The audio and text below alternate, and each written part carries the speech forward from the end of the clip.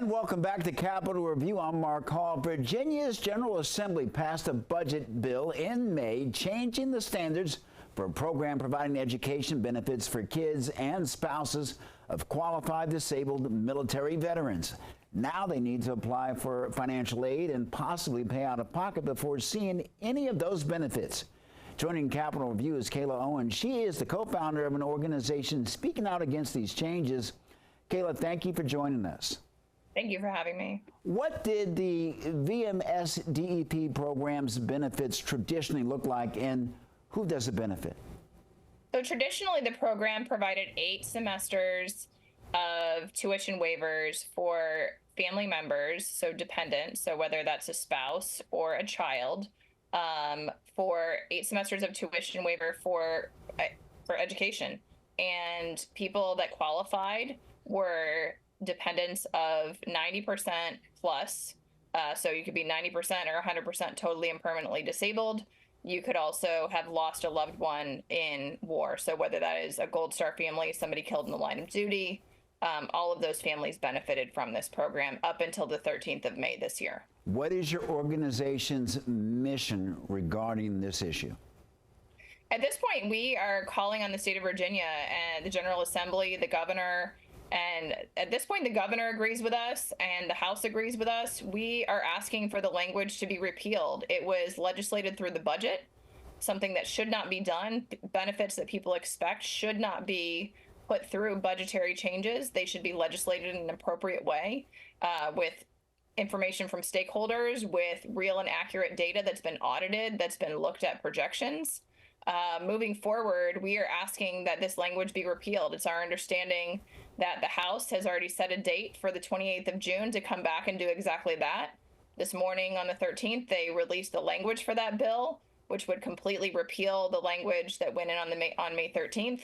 At this point, it's our understanding that Louise Lucas from the Senate does not want to repeal the entire bill and is trying to pick and choose who would receive the program. And so we have some concerns about that moving forward. Well, Governor Youngkin, as you mentioned, is calling for a special session on June 28th. He indicated that he wants the General Assembly to repeal and reverse the eligibility changes by the end of this month. And he has also established a task force to review potential changes for that 2025 session. That task force has already held its first meeting. Do you know what was addressed, and what would you like to see discussed at these meetings and sessions? So I'm actually on the task force. So I'm grateful that we have been included as constituents and members, and that is wonderful. I have a couple of concerns. The task force meeting, I don't think went as well as it could have. Secretary Crenshaw specifically made a comment before people came to give their public comments, indicating that he didn't want to hear people repeating themselves. There were at least 45 people that literally poured their hearts out, sharing some of the most intimate and vulnerable moments of the human experience. And quite frankly, when he stated that and asked people to not repeat themselves and share their personal stories, they gasped. The entire room gasped. So I think moving forward with the task force, there are a couple important items. Number one, everyone has talked about sustainability. Sustainability is a word that means different things to different people. For higher education institutions, sustainability for this program might mean that it doesn't exist any longer.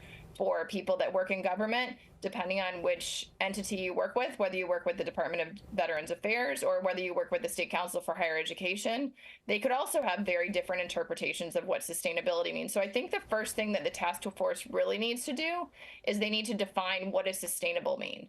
What does that mean in the sense of this particular program, because that is what we are looking at. They also need to look at how can we get a real and accurate set of data. One of the things that my group has continued to highlight is that there have been inconsistencies in data. And so again, moving forward, there needs to be some kind of a third-party audit. And then I think once we have the audit and we have the real data and we're able to look at projections, we know that the number of veterans in the state of Virginia is going to drop drastically in the next 15 to 20 years. Kayla Owen, thank you very much for joining us on Capitol Review. Thank you.